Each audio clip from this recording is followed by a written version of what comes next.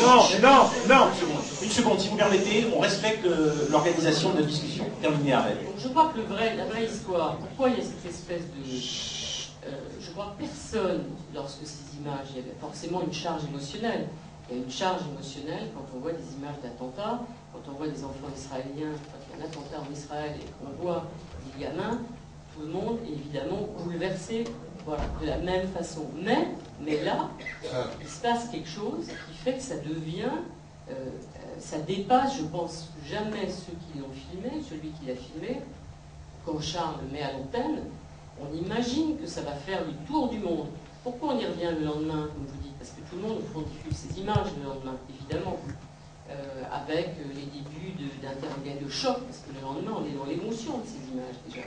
Après, elles vont faire le tour du monde. Et pourquoi ça devient, au fil des années, une telle charge émotionnelle? Parce qu'effectivement, il n'avait pas mesuré.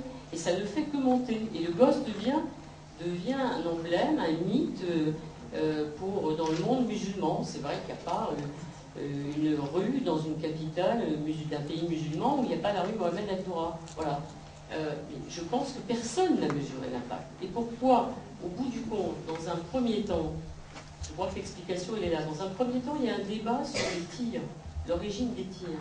Et pourquoi, moi, quand je reviens 4 ans après, on me pose la question de la mise en scène, c'est parce que là, ce phénomène de l'image est devenu tellement important partout, que ça devient un tel limite qu'on n'est plus sur l'origine des tirs, on dit mais cette scène n'est pas vraie, elle n'est pas juste, voilà, et on est là-dessus. Et moi, ce qui m'intéresse aujourd'hui, encore une fois, je ne vais pas faire on peut faire venir le père de Jamal Al-Noura et lui dire vous êtes un vrai con d'être resté derrière le truc, aucun problème. C'est pas le débat. Le débat, est-ce que oui ou non, la scène que l'on filme est fausse?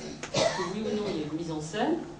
S'il y a une mise en scène, encore une fois, c'est même pas la peine de se poser la question de l'origine des tirs. On a bidonné ou on n'a pas bidonné? Voilà. C'est la question à laquelle il faut répondre. Vous voyez, c'est moi qui la pose. Je suis à l'aise avec ça. On a bidonné, excusez-moi, je tourne le dos à une partie de la salle parce que c'est de droite à gauche. Est-ce que la scène est bidonnée ou non? C'est ça qui est important. Voilà.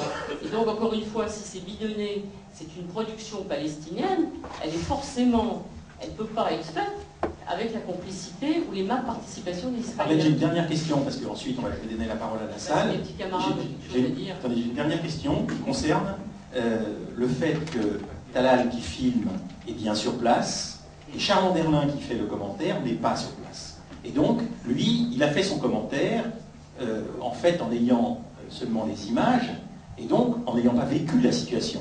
On est quand même dans une situation qui pose problème avec la distance de Charles Anderlin par rapport à l'endroit. Ça pose pas de problème parce que Charles est en train de tourner dans un autre endroit, d'autres incidents en Cisjordanie. Talal l'appelle et lui dit « Je suis au carrefour de Netzarim, devenu célèbre aujourd'hui, même si tous les lieux, je le signale, ont été détruits, donc c'est difficile de faire des reconstitutions à partir de lieux qui n'existent plus. Mais il appelle Charles et il lui dit « Il se passe un truc à Netzarim, etc. » Et Charles lui dit tu filmes? Oui, je filme. Et c'est vrai que quand il n'a plus de batterie, l'autre lui dit c'est fini, j'ai plus de batterie. Mais la situation, et ce que vous diront mes camarades, on a, France 2 a dans plusieurs lieux de Cisjordanie, de Gaza, des gens qui tournent, qui filment. Je signale d'ailleurs que Talal Abou Hamé n'a absolument aucun dossier contre lui, n'est absolument pas fiché dans les services israéliens. Je signale que Talal n'est pas du tout tricard, puisqu'il peut quitter Gaza via Tel Aviv et vient, comme il y a des petits problèmes de santé, se faire soigner en Europe depuis des années. Donc je pense que si c'était un imposteur et un salopard, j'espère que les autorités israéliennes, depuis longtemps, ne lui donneraient pas de visa de sortie pour venir se faire soigner en Europe, comme il le fait depuis des années. Donc il n'est pas au service des Palestiniens. Il collabore à France 2 depuis des années, et donc c'est pas la première fois qu'il y a de la récupération d'images, parce qu'on a un type qui est à un endroit à Ramallah, là Charles est à Ramallah, et il y a quelqu'un d'autre qui filme ailleurs, et on récupère les images. Voilà. Et alors vous avez la parole, est-ce qu'il y a des questions dans la salle? Oui. Alors il est facile aujourd'hui de dire que l'origine des tirs n'a aucune importance. Je suis le webmaster de desinfo.com qui a eu une plainte en diffamation pour avoir juste dit « est d'avis que si, comme elle le pense, Charles Anderlin a commis des erreurs professionnelles graves dans l'affaire Aldura », et ça a été l'origine d'un procès contre moi en disant que c'était de la diffamation. Or, il a fait une faute professionnelle, il a fait ce commentaire dont il ne savait pas du tout si c'était les Israéliens ou les Palestiniens, et c'est là l'origine de tout, et c'est là où Charles Anderlin aurait dû être démissionné à ce moment-là. Vous avez proposé tout à l'heure de démissionner s'il y avait une imposture et s'il y avait une mise en scène. C'est un deuxième stade, mais déjà Charles Anderlin ne devrait plus être le correspondant parce qu'il a fait une faute professionnelle. Il y a une directive du CSA, je termine, il y a une directive du CSA qui dit justement que lorsque on est en reportage au Moyen-Orient, il faut vérifier ses sources, il faut refaire le commentaire, il faut exactement prendre des précautions, ce que n'a pas fait Charles Anderlin. Voilà, je pense que Charles Anderlin a fait une faute professionnelle et la justice m'en a rendu raison. Ahmed Chabot. J'ai demandé à... Il y a petite chose d'abord, avant que tu parles, juste sur ce que ça peut finir, juste un petit truc, attends, vas-y. Je veux dire, monsieur, je regrette qu'on ne nous ait pas montré le reportage où effectivement Charles parle de la polémique et donne évidemment la parole aux responsables de la commission d'enquête israélienne. Je crois encore une fois qu'aujourd'hui, moi je le dis parce qu'on a 8 ans de recul, de la manière dont les choses se sont passées, ceux qui étaient sur place pensent que les tirs venaient de la position israélienne. Moi, ce n'est pas encore une fois mon problème. Et je ne veux pas qu'on se focalise sur ce débat.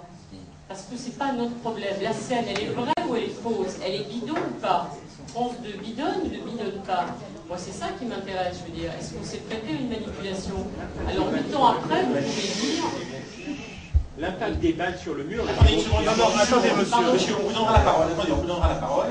Le journaliste de France 2. Oui, juste 30 secondes. Je m'appelle Gérard Grisbeck et je vais souvent... Oui, pardon, mais je ne veux pas parler longtemps, je peux vous donner plus d'informations. Merci. Je m'appelle Gérard Grisbeck, je suis donc journaliste à France 2, j'ai beaucoup couvert les événements du Proche-Orient, la guerre au Proche-Orient. Juste sur cette histoire de tir, en réalité, Charles Anderlin dit le premier jour ce que dit l'armée israélienne et il dit le deuxième jour ce que dit l'armée israélienne. C'est-à-dire que le premier jour, le responsable militaire du barrage lui dit que c'est sans doute une bavure de l'armée israélienne qui est responsable de cet incident.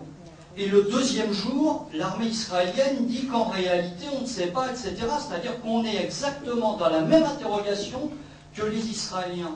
Donc effectivement, Charles a eu tort le premier jour de dire ce qu'il a dit, et la responsable de l'armée israélienne a eu tort de dire publiquement ce qu'il a dit, mais on s'aperçoit que le premier jour, on dit exactement le point de vue de l'armée israélienne, et le deuxième jour, on dit aussi ce que dit l'armée israélienne. Alors juste moi je veux bien qu'on dise que le père aurait dû et qu'on aurait dû dire, etc. Quand on est dans la fusillade, on ne sait pas si on est au bon endroit, on ne sait pas si on est bien protégé. Évidemment, quand on le voit avec le recul, on se dit ce mec est dingue avec son gosse de rester protégé, etc.